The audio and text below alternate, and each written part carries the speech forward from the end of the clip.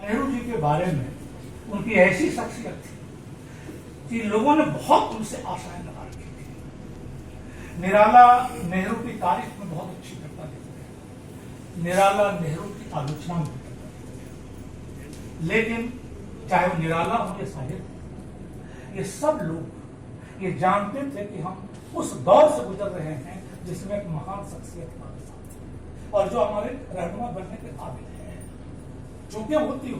हो सकता है कि मन की मुराद हमेशा उनकी पूरी न होती हो, और इसलिए जब जवाहरलाल नेहरू गुजरे तो उनको याद करते हुए शायर ने जो लिखा, और आज जिस जमाने में हम लोग रह रहे हैं उस जमाने में जवाहरलाल नेहरू को जैसे खलनायक बनाया जा रहा है, विलेन है, और लग रहा है कि कैसे इस शख्स को देखिए, यहां से इतिहास से जिसने भारत के इतिहास को किसी नेता ने आज तक वैसे समझने की कोशिश नहीं की जैसे नेहरू ने। डिस्कवरी ऑफ इंडिया, भारत की खोज नेहरू की अपनी खोज थी।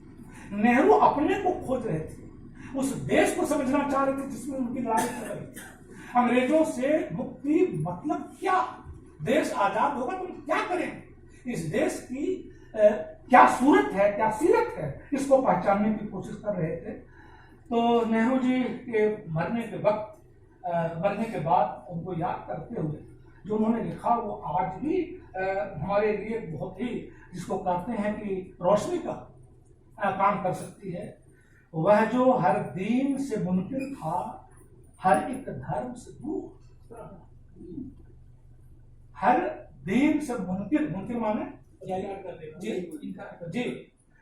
वह जो हर दीन से मुनकिर था, हर एक धर्म से दूर, फिर भी हर दीन हर एक धर्म का गमख्वार रहा, फिर भी हर धर्म हर दीन का गमख्वार रहा, सारी कौमों के गुनाहों का कड़ा बोझ लिया, हिंदू कौम थी, मुस्लिम, सारी कौमों के गुनाहों का कड़ा बोझ लिए उम्र भर सूरते ईसा जो सरे फांसी पर लटके गुजारा, जो सारी जिंदगी जिसने गुजारी, जिसने इंसानों की तकसीम के सदमे झेले, फिर भी इंसान की उखुवत का परस्तार रहा, जिसकी नजरों में था एक आलमी तहजीब का ख्वाब, जिसका हर सांस नए अहद का मेहमान रहा। दामने वक्त पे अब खून के छींटे न पड़े, जो पढ़ने थे वो पढ़े, दामने वक्त पे अब खून के छींटे न पड़े, एक मरकज की तरफ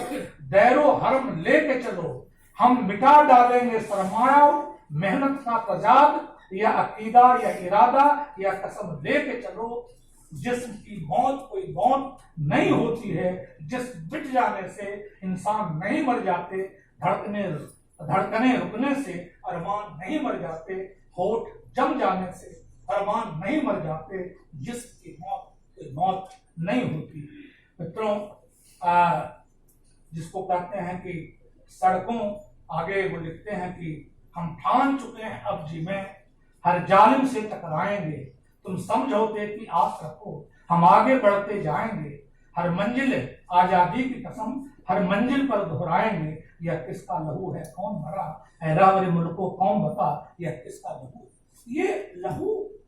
हम लोगों ने जितना बना लिया है कि ये उनका लहू है, उनका लहू है, पर विज्ञान मानता है कि हिंदुओं का लहू का अलग ढांचा है, बनावट है, न मुसलमानों का है, सारी दुनिया का ये है। और उर्दू अदब ने जंगे आजादी की, जिसको कह सकते हैं कि पूरी तरह से तर्जुमानी की। आपको यदि हिंदुस्तान की आजादी के उतार चढ़ाव को देखना है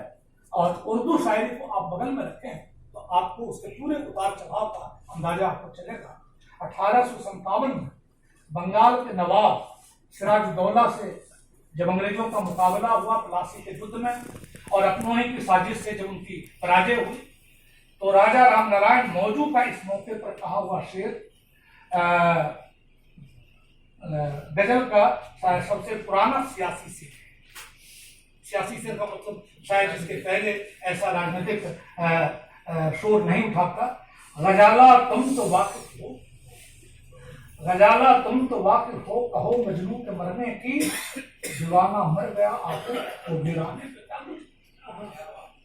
दीवाना मर गया आखिर वो वीराने पे क्या बुझे। ये केवल कह देना कि खाली शोर शराबा है, ये बात सही नहीं है। सर सैयद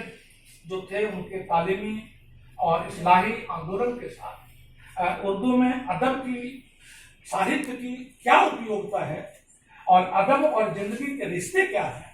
इसको नए सिरे से समझने की कोशिश की। और देशभक्ति, हाल ही पहले मुसलमानों के तबाही से जुड़ी कविताएं लिख रहे थे, बाद में देशभक्ति की चीजें आई। आजाद का मैंने नाम लिया और 1 जनवरी 1901 को एडवर्ड सप्तम के जुनून ताजपोशी में जो दिल्ली दरबार हुआ उसका हाल लिखते हुए अकबर इलाहाबादी जलवाए दिल्ली दरबार नामक नज्म लिखी, जिसमें यह कहते हुए कि रंगे जमाना आज का देखा, रुख करजन महाराज का देखा, और आखिर में वो कहते हैं माफी उनकी साथी उनका आखिर मेरी बात। मित्रों, जब भी कई एक